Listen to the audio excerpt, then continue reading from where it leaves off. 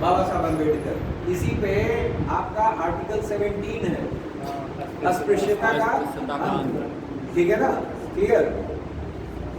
तब वो वर्ड भी क्या कर सकते हैं, इसमें ले आ सकते हैं कि नहीं, अस्पृश्यता। ठीक, समझ में आया। तो वही सब चीजें हैं। तो छुआछूत और जाति प्रथा के विरुद्ध जीवन पर्यंत संघर्ष किया। आगे आइए, लोगों से जुड़ना भी एक नेता का महत्वपूर्ण वो है। भाई नेता नेतृत्व तो तभी करेगा जब लोग उससे जुड़े रहेंगे। अकेला नेतृत्व कौन करता है भाई?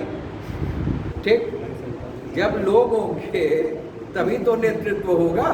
तो लोगों से पहले तो जुड़ाव हो, तब ना नेतृत्व होगा। ठीक, क्लियर। तो जिसे हम पूर्व राष्ट्रपति और वैज्ञानिक एपीजे अब्दुल कलाम से सीख सकते हैं। ठीक, जैसे जन सामान्य जन प्रतिनिधियों व बच्चों के साथ उनके प्रत्यक्ष संवाद।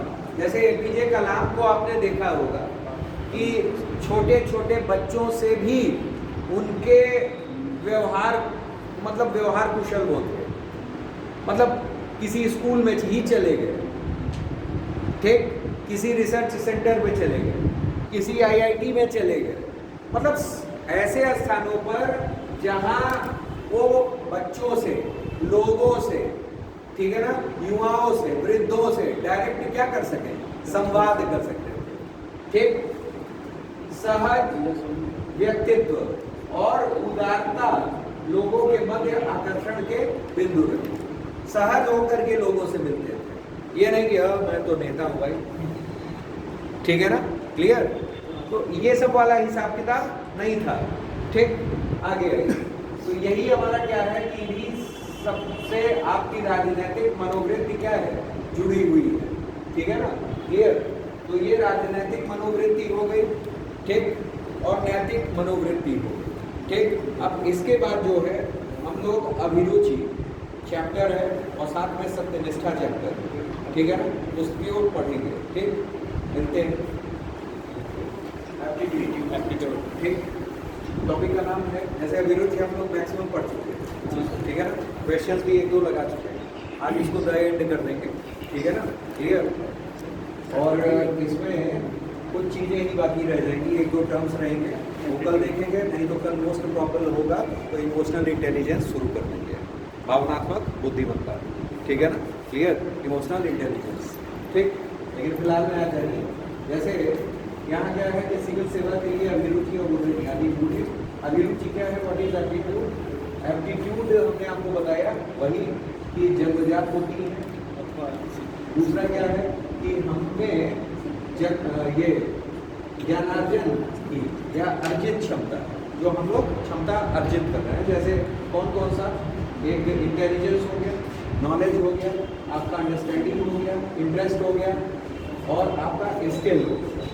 ठीक है ना, कौशल जो आपने सीखा है, कितने जल्दी आप सीख रहे हैं, क्या कर रहे हैं, ठीक है ना। और ये क्या है, ये जन्मजात है, ठीक है ना, क्लियर। जैसे कई लोग होते हैं वाक्पट लोग, बोलने की क्षमता अच्छी है, कई लोगों की स्किल कोई भी सीखने की, ठीक, तो मतलब ये क्या है, हमारा अर्जित क्षमता से रिलेटेड। आगे आइए, यहाँ क्या है, अभिरुचि और बुद्धिमत्ता, यानी एप्टीट्यूड और इंटेलिजेंस। यहाँ थोड़ा सा देख लेना है। यहाँ क्या है, ये दोनों अवधारणाएं काफ़ी नज़दीक हैं, दोनों कंसेप्ट हमारे क्या हैं, नज़दीक हैं, और इनमें अंतर करना असंभव भले ही ना हो, परंतु कठिन अवश्य है।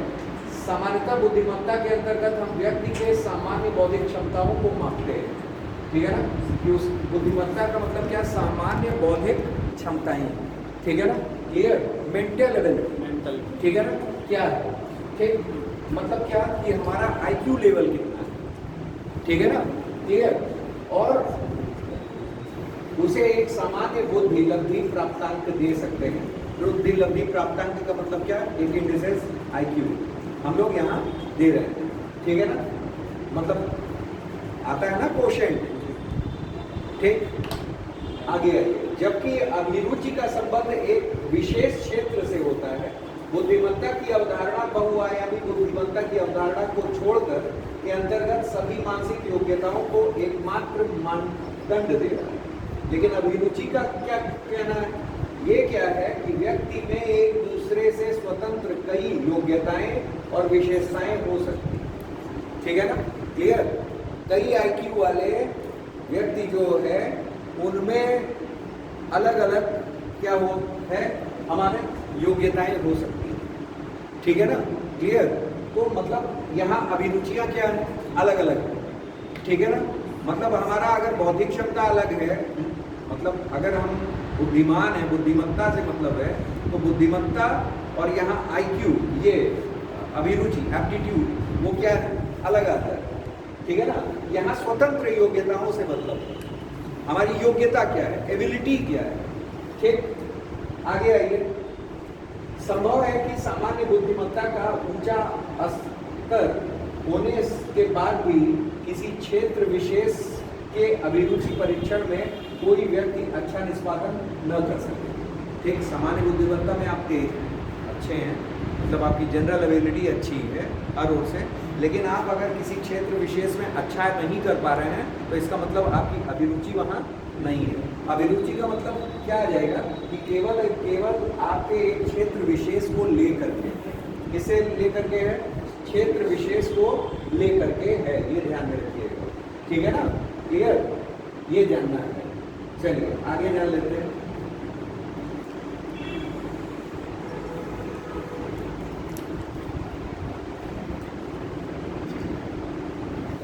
जिन क्षेत्र में सफलता के लिए ऊंची तार्किक क्षमताओं की आवश्यकता होती है उनमें बुद्धिमत्ता और अभिरुचि में ऊंचा सहसंबंध मिलना आवश्यक है। उदाहरण के लिए वैज्ञानिक, गणितज्ञ या दार्शनिक बनने के लिए अगर किसी की अभिरुचि अधिक है तो इसकी पूर्व शर्त ये है कि उसमें बुद्धिमत्ता का ऊंचा स्तर होगा, ठीक है ना। जाहिर सी बात है कि अगर हमें दार्शनिक बनना है, ठीक है ना, या वैज्ञानिक बनना है या गणितज्ञ बनना है, तो जाहिर सी बात है कि उन क्षेत्रों में, उन क्षेत्र विशेष में हमारी अभिरुचि भी क्या होनी चाहिए, अधिक होनी चाहिए। आप बुद्धिमत्ता तो है, आप बुद्धिमान तो हैं, ये पक्का है, ठीक है ना। मतलब आपकी मेंटल एबिलिटी वहाँ अगर देखा जाए बुद्धिमत्ता आपकी है, लेकिन अगर आपका दर्शन में यानी क्षेत्र विशेष में अभिरुचि नहीं है, रुचि नहीं है, इंटरेस्ट नहीं है, तो आप दार्शनिक नहीं बन सकते। गणित में नहीं है तो आप गणितज्ञ नहीं बन सकते हो, वैज्ञानिक क्षेत्र में नहीं है, वैज्ञानिक क्षेत्र में विज्ञान में नहीं है तो आप वैज्ञानिक नहीं बन सकते हो, भले आपकी मेंटल एबिलिटी अच्छी है, ठीक है ना। यही ये चीज कहा है जिन क्षेत्रों में सफलता बौद्धिक क्षमता पर कम और अन्य क्षमताओं जैसे सृजनात्मक इत्यादि पर अधिक निर्भर करती है उनमें ऊंची अभिरुचि का होना अनिवार्य है। अर्थ यह नहीं है कि व्यक्ति की बुद्धिमत्ता का स्तर उतना ही ऊंचा होगा, ठीक। आ जाइए, इन चीज़ों को एक बार आप देखिएगा, इनमें बहुत ज़्यादा वो नहीं है, ठीक है ना। हाँ, लेकिन ये पूछ लिए जाते हैं एप्टीट्यूड और इंटेलिजेंस में क्या क्या डिफरेंसेस हैं, इन चीज़ों को ध्यान में रखिएगा। मेन पॉइंट्स ही याद रखना है क्या कि ये क्या है, ये आपकी मेंटल एबिलिटी को दर्शाते हैं। मुख्य अंतर समझिएगा, एक मेंटल एबिलिटी को दर्शाते हैं, ठीक, एबिलिटी वहाँ भी है, एबिलिटी यहाँ भी है, ये समानता हो, लेकिन एक क्या है, एक आपकी मेंटल एबिलिटी को दर्शा रहा है और एक आपके किसको दर्शा रहा है, एक आपके किसको दिखा रहा है, आपके क्षेत्र विशेष को दिखा रहा है कि आपका उस क्षेत्र में अभिरुचि कितनी है, इंटरेस्ट कितना है, तब आप उस एबिलिटी को क्या कर लेगा, बना लेगा। रुचि ही नहीं रहेगी तो क्या एबिलिटी, या जैसे एबिलिटी है आपके पास, लेकिन अगर किसी क्षेत्र में हमको ऊंचा पद हासिल करना है, हमें क्या है, जनरल एबिलिटी है, हम जान रहे हैं अच्छी तरह से है, हमारी मेंटल एबिलिटी भी अच्छी, हमें दर्शन के बारे में मालूम ही नहीं है, ना हम सीखना चाह रहे हैं, तो क्या हमारी अभिरुचि डेवलप, हम दार्शनिक बन पाएंगे? नहीं। जब तक आपकी अभिरुचि नहीं रहेगी तब तक आप नहीं बन पाओगे, ठीक है ना। तो कुछ भी बनने के लिए यहाँ अभिरुचि का होना क्या है, अनिवार्य तत्व एक का, ठीक है ना, क्लियर। वही चीज यहाँ कहा हुआ है। आगे आइए, नेक्स्ट दिया है अभिरुचि व रुचि, यानी अभिरुचि और रुचि में क्या अंतर है? रुचि आप जान रहे हैं क्या? रुचि यानी इंटरेस्ट लेना, ठीक है ना, क्लियर। जैसे विकल्पों की उपस्थिति में व्यक्ति किसी प्रकार के विकल्पों का चयन करना चाहता है, ठीक है ना। उदाहरण के लिए अगर पढ़ने, खेलने और सोने के विकल्पों में कोई खेलने को चुनता है तो खेलना उसकी क्या है? रुचि है। कहा जाए आपसे भाई खेलना है, 3 ऑप्शन आपके पास है, आपका पसंद क्या? तो जो आपकी पसंद वही आपकी क्या? रुचि, ठीक है ना, वो आपकी रुचि है। रुचि में यह तय नहीं होता कि उस कार्य विशेष में व्यक्ति के निष्पादन का स्तर क्या हो। निष्पादन यानी रिजल्ट का क्या स्तर होगा, एक जो फाइनल स्टेप है, ठीक। आगे देखिए, अभिरुचि और रुचि में निम्नलिखित संबंध हो सकते हैं। क्या? किसी व्यक्ति में किसी क्षेत्र के प्रति अभिरुचि का स्तर अधिक हो पर रुचि बिल्कुल ना हो, ठीक है ना। अभिरुचि का मतलब क्या कि भाई किसी क्षेत्र के प्रति अभिरुचि का स्तर अधिक हो लेकिन उसमें रुचि नहीं हो। जैसे किसी व्यक्ति में शतरंज खेलने के लिए आवश्यक ऊंची तार्किक क्षमता है, ठीक है ना, लेकिन उसे शतरंज खेलना बिल्कुल पसंद नहीं है। मतलब यह है कि उसके अंदर एक एबिलिटी है, उसके अंदर क्या है? एबिलिटी। एबिलिटी ये है क्या कि वो शतरंज में किसी को भी क्या कर सकता है? हरा सकता है अगर खेलना प्रारंभ कर दे तो, लेकिन उसकी रुचि ही नहीं है, ठीक। तो ये क्या हो गया? ये अभिरुचि और रुचि में अंतर है, ठीक है ना।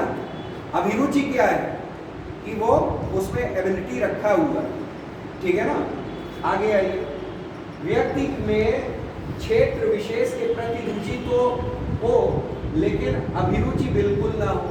जैसे एक मंदबुद्धि व्यक्ति बच्चा यानी IQ 70 के निकट हो,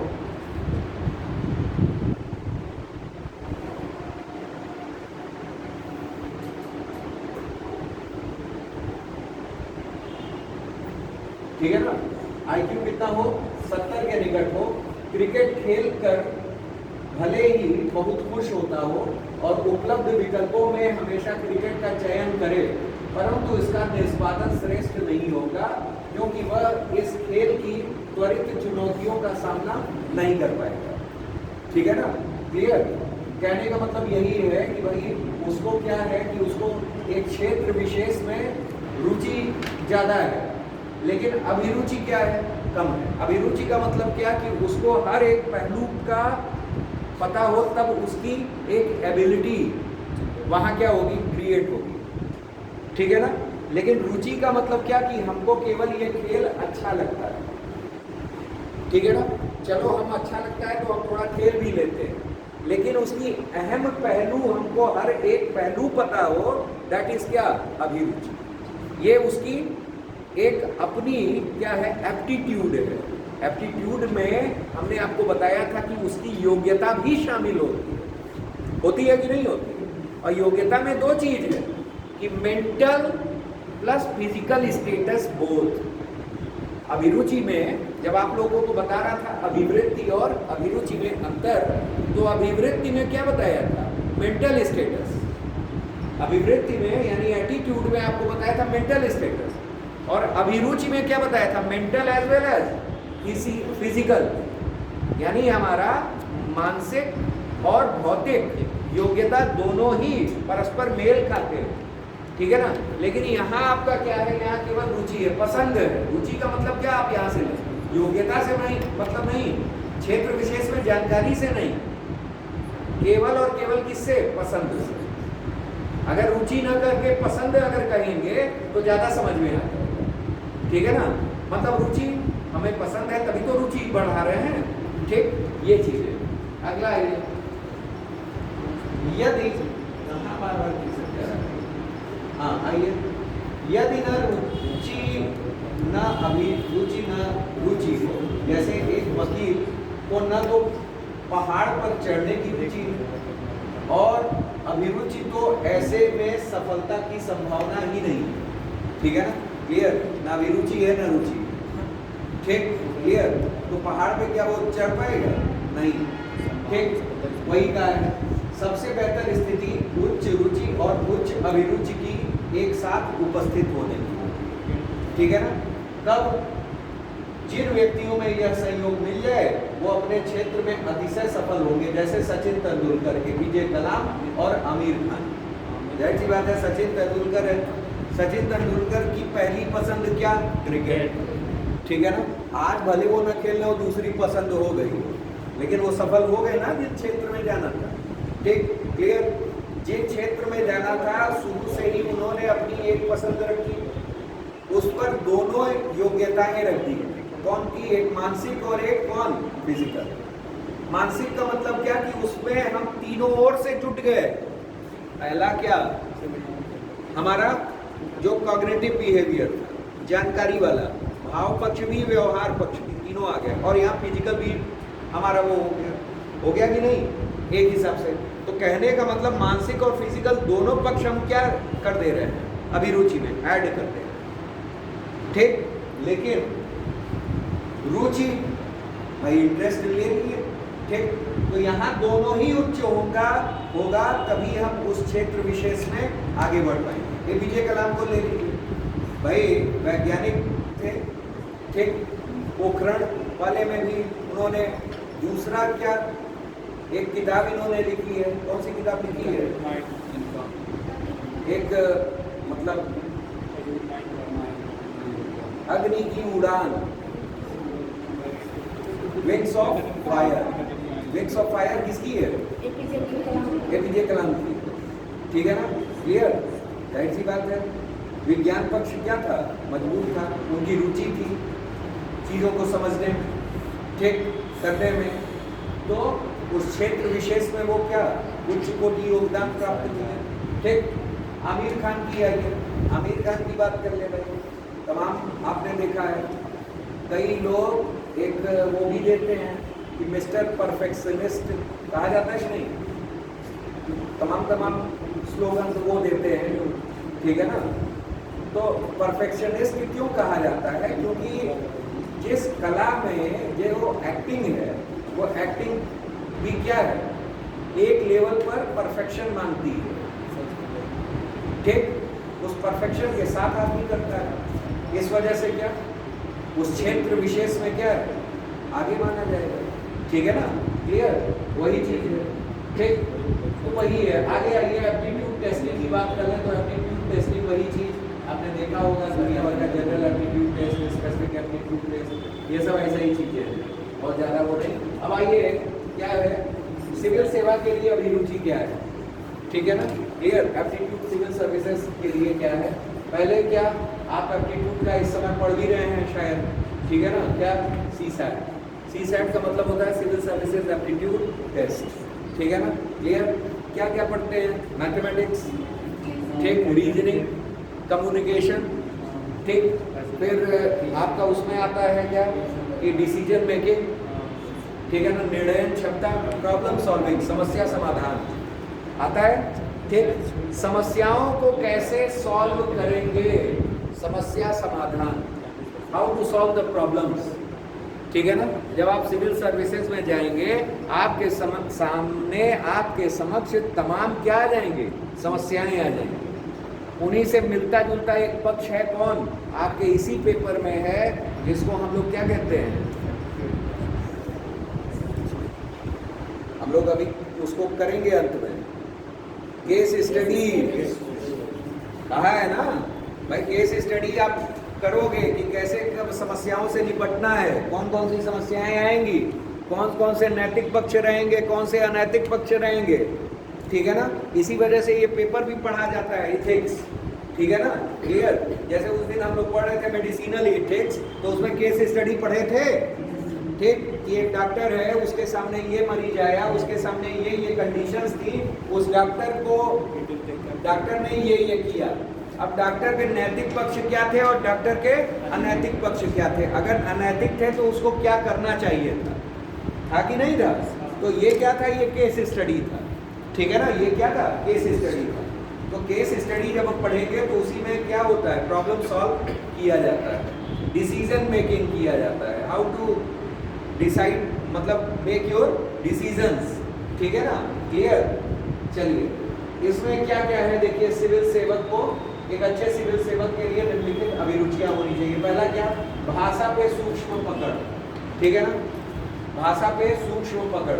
जैसे क्या भाई, निर्णयन की संपूर्ण प्रक्रिया, नोटिंग, ड्राफ्टिंग। इसी वजह से पेपर में आपको हिंदी का पेपर एक आता है, और पहला पेपर जो आप देखोगे तो पहला पेपर किसका होता है, ये ड्राफ्टिंग वोटिंग वाला ही होता है ना। इंग्लिश में पहला पेपर क्या होता है भाई, उसमें प्रेसिस आता है, ड्राफ्टिंग आती है, ठीक है ना, थोड़े मुहावरे आ जाएंगे, थोड़े विलोम आ जाएंगे, यही सब आते हैं, 150 में आ जाते हैं, तो उसमें ड्राफ्टिंग आती है। समीक्षा अधिकारी भी आप भरोगे तो उसमें भी ये सब है, ठीक है ना, मेंस में, ठीक। तो उसमें क्या होता है, पत्र लेखन आता है, ड्राफ्टिंग, नोटिंग कैसे करेंगे, ठीक। इसके अलावा सिविल सेवक के बहुत सारे प्रतिवेदन, ठीक है ना, लिखने, पढ़ने और समझने भी होते हैं। अगर कोई व्यक्ति शब्दों को गलत के प्रयोग के माध्यम से सिविल सेवक को भटकाने और सफल हो जाए तो एक भी गलत निर्णय देश को भारी हानि पहुंचा सकता है, ठीक है ना। इसलिए जटिल से जटिल तत्वों की सटीक अर्थ समझने की क्षमता, कठिन से कठिन और उलझी हुई बातों को सरल और पारदर्शी भाषा में लिखने की क्षमता एक सिविल सेवक में क्या होती है, होनी चाहिए। यही सीसैट में है। सीसैट में बोधगम्यता पर आधारित, ठीक है ना, बोधगम्यता है नॉलेज बेस्ड एक हिसाब से, ठीक है ना, क्लियर। अब आगे आइए, उच्च तार्किक क्षमता होनी चाहिए, लॉजिकल, तार्किक यानी लॉजिक्स, ठीक, उसको तर्क लगाने आने चाहिए, ठीक है ना, उनका विश्लेषण करना, विभिन्न क्षेत्रों को समझना, ठीक, ये सब आना चाहिए। आगे आइए, निर्णय और समस्या समाधान, वही डिसीजन मेकिंग और प्रॉब्लम सॉल्विंग, ठीक, इसकी सटीक क्षमता होनी चाहिए। इसके अलावा आइए,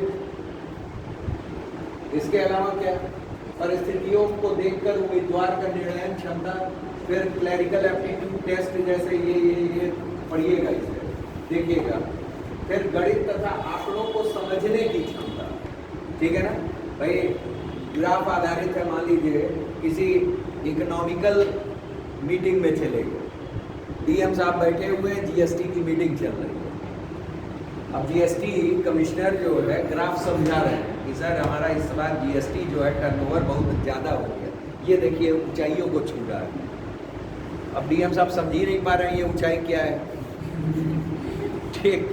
तो फाइनली इन चीज़ों के लिए क्या होगा, इनको निर्णय क्या, मतलब आंकड़ों को समझने, अब बार डायग्राम्स बना दिया, कहा सर ये जो ऊंची वाली बिल्डिंग है ये टैक्सेस को दर्शा रही है, ये जो बार है ये आपको दिखा रहा है सर जो टूरिज्म में मिला है, ठीक। अब वो समझ ही नहीं पा रहे हैं ये क्या है आखिर, ठीक। तो मतलब उनको उन चीज़ों के बारे में पता होना चाहिए कि आंकड़े क्या हैं, गणित क्या कह रहा है, कैसे कह रहा है, ठीक है ना। मतलब कुल कहने का मतलब उनको 2 दूनी 4 समझ में आना चाहिए, 2 दूनी 5 समझ में नहीं आना है, ठीक है ना। अगला है गणित में आधारभूत धारणाएं समझता, और यही है इस सब चीज कहा है। फिर उसके बाद इसी वजह से सीसैट में सामान्य गणित भी दे दिया जाता है और भी तमाम चीज़ें, ठीक। लेकिन सीसैट निकलने वाले मेनली हिंदी, क्या करते हैं, थोड़ा सा कम्युनिकेशन और इंग्लिश और रीजनिंग के बिहाफ पर निकाल लेते हैं 35 नंबर, ठीक है ना, सीसैट, ठीक, क्लियर। इलाहाबाद में जितने हैं मैंने देखा है मैक्सिमम गणित उनकी बंटाधार रहती है, बिल्कुल। और फिर फाइनली क्या भाई, 15 क्वेश्चन आपके इंग्लिश के आ जा रहे हैं, 15 क्वेश्चन हिंदी, 15 से 20 क्वेश्चन हिंदी आ जा रहा है, मिला करके 35 ऐसे हो गया। रीजनिंग आप कर ही ले जाओगे, 10-15 कर ही ले जाते हैं अमूमन, ठीक है ना। और 3-4 प्रश्न स्वाभाविक हो जाते हैं, और पुराने ईयर के प्रश्न जो सीसैट वाले हैं, समझ रहे हैं, आप उठा करके ले लीजिए, उसमें से कम 12 से 13 सवाल तो रिवाइज आ रहे हैं, आपका 50 नंबर एकदम फिक्स है, समझ रहे हैं। तो मतलब ऐसे ही तैयार हो गया, ठीक, उठा करके देख लीजिए चाहे तो, ठीक है ना। तो लेकिन कई बच्चे अब यही नहीं कर पाते हैं, ठीक है ना, जीएस अच्छा, सीसैट गायब, और फाइनली सिलेक्शन नहीं, ठीक है ना, प्रीलिम्स नहीं निकल पाता है इसी वजह से। तो दोनों को इंग्लिश में भी थोड़ी पकड़ बना ली, जो आप लोगों ने पढ़ा है, जैसे इनडायरेक्ट ये सब थोड़ा सा वो सब आ जाता है। आगे आइए, संचार तथा संप्रेषण में, संचार यानी कम्युनिकेशन, संप्रेषण भी उसी से रिलेटेड है, ठीक, का कौशल। एक अच्छे सिविल सेवक से आशा यही होती है, ठीक है ना, कि भाई संचार और संप्रेषण उसका अच्छा होना चाहिए, ठीक। कहा गया है जैसा देश वैसा भेष, ठीक है ना, क्लियर।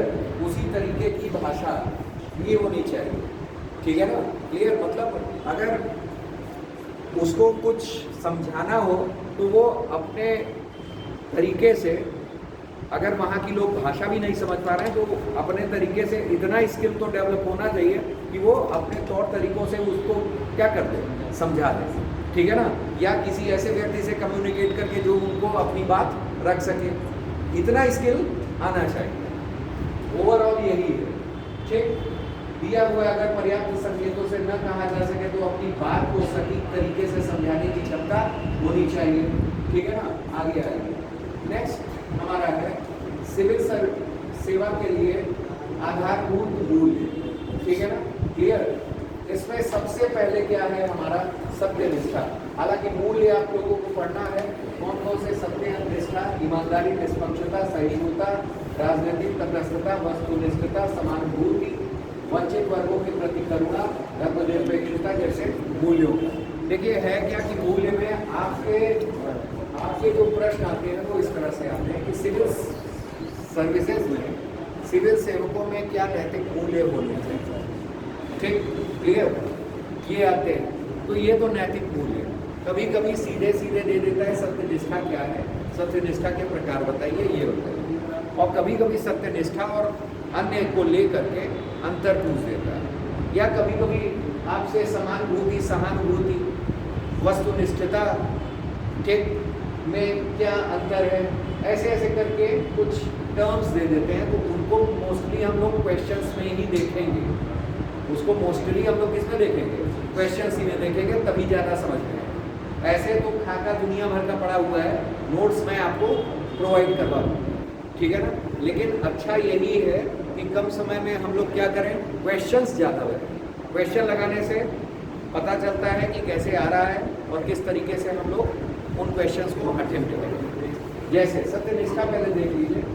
सत्यनिष्ठा अंग्रेजी पर्याय इंटीग्रिटी का तात्पर्य है किसी भी के संपूर्ण रूप से जुड़े होने और उसके आंतरिक सुसंगति से। यहाँ सत्यनिष्ठा जो है क्या है ये जान लीजिए। यहाँ दिया हुआ है नैतिक सिद्धांतों का अधिक्रम या सोपान क्रम भी सुनिश्चित होना चाहिए। अगर दो सिद्धांतों में टकराव हो तो भी कर्ता को इस बात का संशय न हो कि उसे किस सिद्धांत को वरीयता देनी है।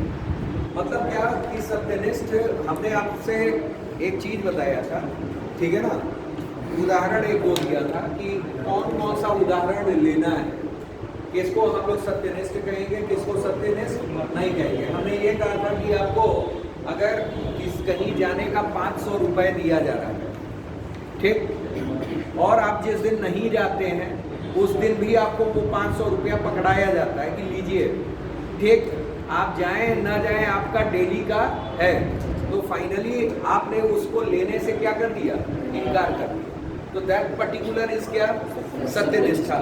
ये आपकी सत्यनिष्ठा यानी इंटीग्रिटी में है, ठीक है ना। आपने ले लिया, आपने बेईमानी तो की नहीं है, तो वो आपकी ईमानदारी में है, लेकिन आपने लेने से मना कर दिया कि नहीं भाई, ठीक, हमने जितना काम किया है उतना ही हम पैसा लेंगे, ये हमारी क्या हो गई, सत्यनिष्ठा, ठीक है ना, क्लियर।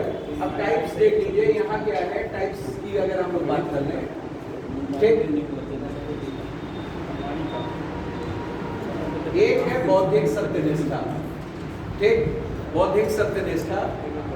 उसके बाद हमारा क्या है, व्यक्तिगत सत्यनिष्ठा, व्यावसायिक सत्यनिष्ठा, कलाकार की सत्यनिष्ठा और ब्रांड सत्यनिष्ठा यानी ब्रांड इंटेग्रिटी, ठीक है ना, क्लियर। जिसमें से ब्रांड इंटेग्रिटी पूछा जा चुका है, ये ध्यान में रखिए, ठीक है ना, क्लियर। फिलहाल में एक एक करके देख लेते हैं। बौद्धिक सत्यनिष्ठा क्या है, जब मूल्यांकन उन्हीं प्रतिमानों पर तथा उतनी ही कठोरता से करना जिन पर हम किसी और का मूल्यांकन करते हैं, ये बौद्धिक है, ठीक है ना, क्लियर। यानी इवैल्यूएशन हम कर रहे हैं और इवैल्यूएशन उतनी ही कठोरता से कर रहे हैं, ठीक, जितना हम दूसरों से चाहते हैं। ठीक है ना, क्लियर? जैसे अगर कोई व्यक्ति पीठ पीछे किसी और के बारे में गलत बोलता है तो उसे किसी ऐसे व्यक्ति पर नाराज नहीं होना चाहिए जो उसके बारे में पीछे पीछे क्या हो, गलत बोलता है। भाई अगर सत्यनिष्ठ आप तभी माने जाओगे कि आप पीठ पीछे इनको बोल रहे हो, तो वो भी आपको बोले तो बुरा ना माने आप, तो ये तो सत्यनिष्ठा में आएगा। बुरा मान गए तो ठीक, तो ये बौद्धिक बुद्धि आधारित, ठीक है ना। अपने सिद्धांतों और व्यवहारों पर गहराई से विचार करने, उन असंगतियों और अंतर विरोधों की खोज करना जो हमारी सत्यनिष्ठा पर सवाल उठाते हैं। ठीक है ना, क्लियर? जहां तक संभव हो ऐसी असंगतियों को समाप्त करने की कोशिश करें। जैसे आप ये चाहते हो कि मैं जो है दूसरों के यहाँ जाऊं तो सबसे पहले वो हमको क्या चाय बिस्कुट पूछे, ठीक, क्लियर? पहले हाल चाल पूछे, उसके बाद क्या चाय बिस्किट पूछे, ठीक है ना, क्लियर? मेरा स्वागत जो है बिल्कुल सत्कार के साथ हो, ठीक।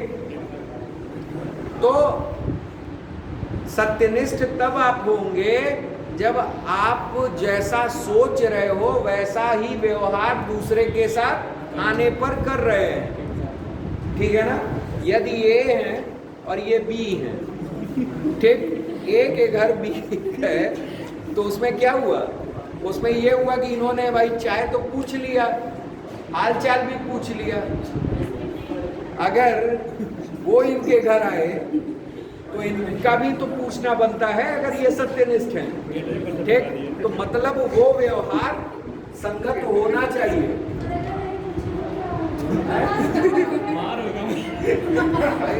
आप बैठे,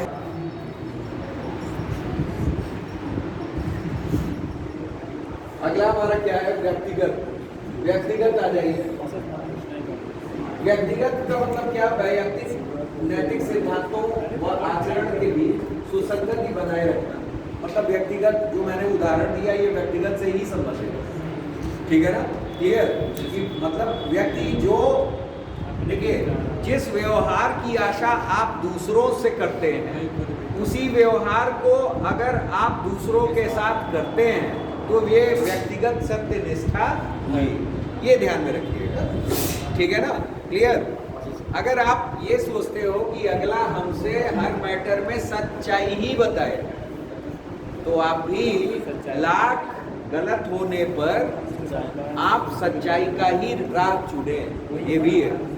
ठीक है ना? तो व्यक्तिगत सत्यनिष्ठा। आइए आ जाते हैं व्यावसायिक सत्यनिष्ठा पे, यानी प्रोफेशनल इंटीग्रिटी पर। अपने व्यवहार से जुड़े उन नैतिक सिद्धांतों का पालन करना जो उन व्यवसाय की आचार संहिता में शामिल है। जैसे वकील द्वारा मुवक्किल की पूरी सहायता करना नैतिक है, ठीक है ना, और दूसरे पक्ष के वकील से 60 गुना, ठीक है ना, कर लेना अनैतिक है। ठीक है ना, क्लियर? भाई आप नैतिक कब रहोगे? जब आप अपने व्यवसाय के प्रति नैतिक हो। ठीक है ना, क्लियर? अनैतिक आप कहाँ हुए? जहां आपने साठगांठ कर लिया। ठीक है ना, तो ये क्या हो गया? ये व्यावसायिक हो गया। ठीक है ना, एक नजर बस देखे रहिए, बाकी क्वेश्चन में सब क्लियर हो जाएगा। ठीक है ना? अब आ जाइए व्यक्तिगत सत्यनिष्ठा के लाभ। देख लीजिएगा, विश्वसनीयता बढ़ती है, जाहिर सी बात है। ठीक है ना? दूसरा क्या? सम्मान बढ़ता है, आपको संतोष प्राप्त होता है। ठीक है ना? निष्पादन और बेहतर होता है, मतलब जो भी रिजल्ट आते हैं वो बेहतर ही होते हैं। ठीक है ना, क्लियर? उसके बाद कोई भी गलती हो जाती है तो या तो अपवाद समझा जाता है या तो माना जाता है कि उसका इरादा गलत नहीं होगा। मान लीजिए व्यक्तिगत आपको सत्यनिष्ठ हैं तो जाहिर सी बात है कि भूले भटके कहीं कुछ गलती हो गई तो लोग गलती ही समझेंगे उसको, ये नहीं कहेंगे कि आपने ये कार्य जो है इरादे से किया है या जानबूझ के किया है। ठीक है ना, क्लियर? प्रशासन में भी लाभ मिलता है, कर्मचारियों और वरिष्ठ अधिकारियों का विश्वास प्राप्त होता है, जाहिर सी बात है। ठीक है ना, क्लियर? अगर आपने जैसे आपने अपना एक एनवायरनमेंट तैयार किया है, आप केवल और केवल घूस ले रहे हो ठीक है ना, क्लियर।